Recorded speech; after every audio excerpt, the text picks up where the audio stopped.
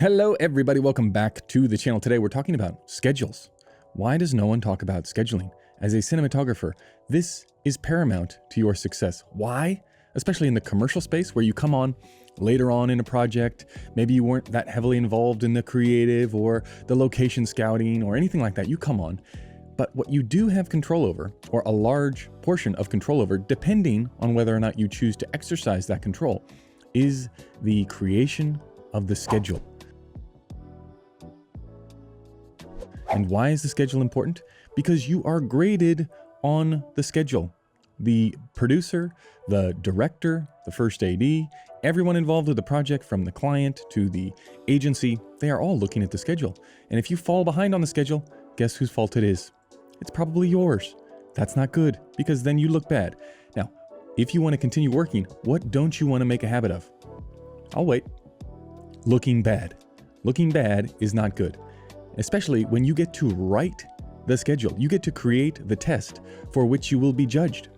So it's in your best interest to take a look at the schedule, examine it, and start to think, well, how can I protect myself from any amount of responsibility should things go pear-shaped? What do I need to look ahead into the future and foresee to maybe help along the project so that not only it can be as smooth as possible from my own personal standpoint, but also that we can get the maximum juice from the squeeze, right? Film sets are always time poor. They're always resource poor. You're always going to be up against it no matter how big the budget is, no matter how many tools or crew that you have access to. You're always going to be left wanting more. So you have to decide what is important and what is not important.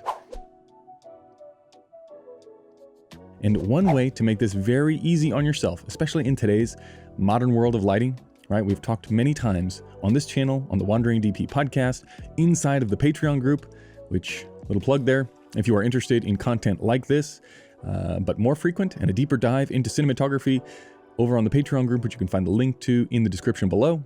There's the Discord group, which is the hive mind of cinematography on the internet. There is featured film breakdowns each and every week. Do yourself a favor, get over there if you are just getting started in cinematography, or if you're a veteran and you just want to converse with other like-minded cinematographers. That's the spot to do it. There, I've talked many, many times. The thing to do in lighting these days is light the space, right? Not light the face. Problem with lighting the space is it takes a long time, right? It takes much more time than just lighting the face, just based on physics, right? It's a much larger area. You're going to have to do more. Now, in order to do more, if you're used to, or if you're working with a director or a first AD or a producer or a team that is used to lighting faces, and now you're going to light spaces, guess what's going to happen? At the beginning of the day, or at the beginning of the schedule, whenever you walk into that location, it's going to take a lot more time to set up, okay? So you have to sort of prepare everyone in the team. Hey, it's going to take a little bit more time, maybe slightly more resources in terms of lighting or power, whatever it might be. But, and this is a big but, as soon as that work is done, then we just get to go in and hose the whole thing down. Now, why is that good for the team? Besides you, it's good for you because lighting the space means you're pretty much free after that. As long as you stay on the dark side of the line, you're going to be able to make something halfway decent, and you're going to be able to do it in a very timely manner. It's better for the talent, right? There's less things on the floor in the space that's going to get in their way. They can have more flexibility. It's better for the director because as you start getting into the takes, normally you're going to start from a wide or a master, and then you're going to work your way in on the coverage. Then you're going to flip around and do the other side of the conversation, whatever it might be. You get to work much, much quicker. What takes a director out of the flow is stopping and relighting for an hour. I like to say, hey, it's going to take 2 hours to light this space. At the end of 2 hours, guess what's going to happen? We don't have to relight the entire time. It's going to be moving in diffusion frame. It's going to be moving in a little bit of neg. That happens while the actors take a break. Like, that's how fast we can move. But in order to be able to use this style of lighting, you have to prepare the team around you. You have to say, listen, everybody, first AD, director, this is what's going to happen on the day. It might take a little bit longer at the beginning. Why is that also better? Because the director, the first AD, they don't even have to be there. And I want to use all my resources up while I'm using the least amount of resources of everyone else in the team.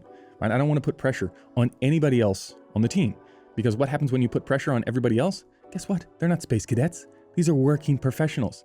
You think you just wandered into a set where these people have no idea what they're doing? They've worked with hundreds of other cinematographers. Guess who they remember? Right? The ones who screwed them, the ones who put pressure on them for no apparent reason. So what do you want to do? Not put pressure on everybody else. That means you think, okay, what's gonna not put pressure on everybody else? Well, if I can light well in advance, how fast can I get ahead? Maybe to the next location if it's middle of the day. How many people can I let go? Move in lighting and moving grip to the next setup so that we can get ahead. Well, in order to get ahead, what has to happen? Well, I have to communicate exactly what I want. Okay, I need to communicate what I want. That means I have to know what I want. That means I have to come up with a style that I know is going to be workable. That means I have to do my homework and prep to make sure that's a thing. Then I have to make sure I have the equipment and the personnel to be able to do that. Okay, all of these things, now you start to see how important going over the schedule becomes.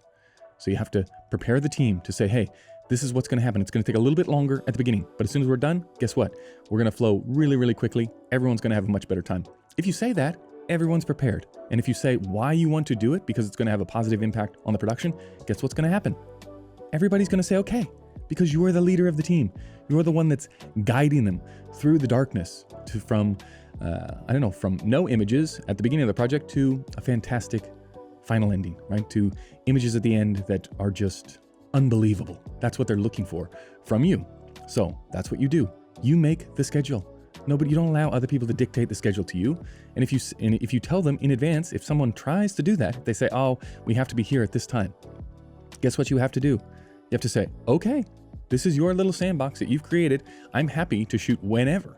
Like, we can make anything look good. That's why I'm here, to make things look good. But it's not the best way to go about it. What would be a better way is X, Y, or Z. Now, if you don't want to do X, Y, or Z, you have been warned by me, the person who's in charge of making the images look nice, that it's going to take more resources, or it's going to be more difficult, and therefore the result is going to be subpar. Right? And normally, what's going to happen? Again, if we're thinking about where to put pressure on people inside of the crew, normally what you want to do, if you want to take pressure off of yourself for creating a look and being able to deliver that look, is you want to start with the biggest setup. Why? Because the biggest setup is going to take the longest to set up, right? You don't want to be doing the coverage first, doing all these little intricate little details, and then bump out to the wide, and everybody's in the rhythm of things, and you're like, oh, it's going to take 45 minutes to set everything up. And people are looking around like, what? Like, we just went 10 minutes between shots, and now all of a sudden it's 45? Like, what's going on? You're like, yeah, this is the wide shot. It's twice as much surface area that we now have to account for. Everyone look around like, oh, that's not how Roger does it. You're like, well, Raj isn't here, right? You didn't have the budget for Raj. You got me. So don't do that. Don't leave it to the last second. Don't let other people dictate the schedule to you. And maybe sometimes you're forced, right? Sometimes your hand is forced. But as long as you're able to explain, well, these are the costs, these are the benefits to doing it this way. If you want to light faces, like, I'm happy to do that. I'm happy to light faces. It's just going to take a hell of a lot longer. It's going to take longer. It's also going to be more finicky. There's going to be less freedom. And the director is going to get interrupted after every single setup change. That's how it's going to work. Or we invest a lot of time and resources early on in the day, or early on when we land at a specific location. We flood it with grip and electric, and we're able to make something awesome. And then we all step away, and now the floor belongs to the director and the talent. Which do you want to do? I don't know. It seems like one of the things that you would not want to ignore, right? The schedule is everything. Your relationship with the first AD, your relationship with the director around the schedule is paramount to your success. I don't hear very many people talking about it. You probably should learn exactly how to do scheduling. You should probably learn how long something is going to take up. Like, if you think, I don't know, if I have a room that has, 4 people at a dinner table, and it's going to be a sunset conversation, like, I know how long that takes to light my head. If I can see the size of the room, I know how long it's going to take to place all the lamps outside. Am I going to place the lamps? No. Somebody else is going to do that. But guess where my value is? In knowing how long that takes, or knowing how long it should take. Then, do I say to the gaffer, this is how long it should take? No, I don't say that. I'm not an idiot. I say, Mr. Gaffer or Mrs. Gaffer, how long do you think it's going to take to do the look that we talked about? And if they say an hour, and I know it should only take 30 minutes, I'm a little bit suspect, right? I'm going to be looking very careful. Now I'm going to give that person the hour. I'm going to go to the team and say, hey, we need an hour. But then I'm going to watch. I'm going to say, wait a second, what's going on? Why is it taking an hour when it should have taken 30 minutes? Why is this person moving so slowly? I keep that in my head. And I go, well, say goodbye to this gaffer. Like, you have to think, what is your value? What is your value to the team? Is to know all of these things, is to know how long it takes to set up, so you can then try to squeeze in different elements.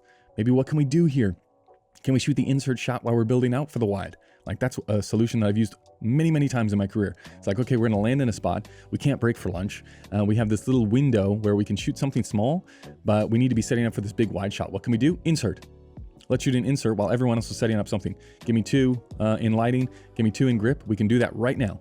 And then while everyone else in the team is building something much, much bigger. So it's like thinking ahead, how can we get maximum juice from the squeeze? And then once that schedule is set, you should not fall behind, right? Because you set the schedule. If you're falling behind, it's probably because you didn't set the schedule. If you're falling behind and you set the schedule, we got problems. Problems that you're probably not going to fix by watching this YouTube video. But do yourselves a favor. Understand how long setups take. Keep track of things. This is why you keep track of things every single job. How long did that medium shot that you thought was going to take 15 minutes to change over, how long did it actually take? And why did it take that long? And then afterwards, you're sitting in your car, right? After the job is over, it's at nighttime, everyone else is left set. You're sitting there crying in your car about how terrible it was. And you just look at your notes and you go, what happened? What happened with that medium shot? Why did it take 40? Oh, because I asked for that backlight that wasn't even off the truck yet because I never told anybody. And then we had to sit there and fiddle with the thing. And it ended up looking horrendous anyway because I have no idea what I'm doing. I need to watch more YouTube videos. I need to learn these things.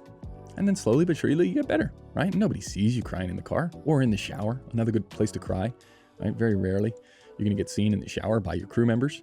If so, that's a strange set. You should probably get off of it. Okay, that is going to do it for this one. Get better at scheduling. Understand how long things take. Why? That's the value that you bring to any production.